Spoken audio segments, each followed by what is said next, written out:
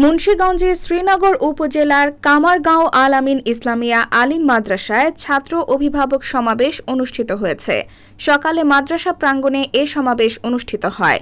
অনুষ্ঠানের শুরুতে বক্তব্য রাখেন মাদ্রাসার সহকারী অধ্যক্ষ আবুল খায়ের।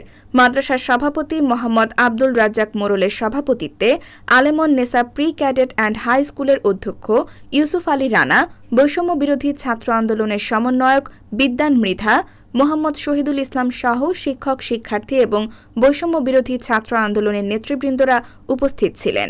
সমাবেশে বক্তারা বলেন, অধ্যক্ষ মোহাম্মদ জাফর ইকবাল বিভিন্ন দুর্নীতির দায়ে অভিযুক্ত হয়ে পদত্যাগ করেছেন।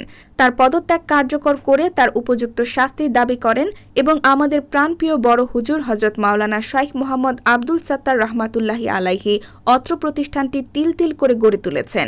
দুর্নীতিবাজ মোহাম্মদ জাফর ইকবাল শিক্ষা মন্ত্রণালয়ের অধীনে নিরীক্ষা অধিদপ্তরের কর্তৃক তদন্তে অর্থ আত্মসাৎ ও দায়িত্ব অবহেলা সহ সুনির্দিষ্ট কিছু অপরাধ প্রমাণিত হয়েছে। তার দ্বারা প্রতিষ্ঠানের ছাত্রছাত্রী সহ শিক্ষকবৃন্দ নির্যাতিত হয়েছে। তিনি যাতে এই প্রতিষ্ঠানে পুনরায় আসার জন্য কোনো রকম চেষ্টা করতে না পারে সেজন্য সকলকে ঐক্যবদ্ধ থাকতে হবে।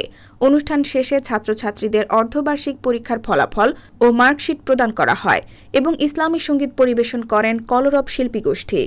শান্তি নাই আমাদের কপালে বুঝি শান্তি নাই আমাদের কপালে বুঝি শান্তি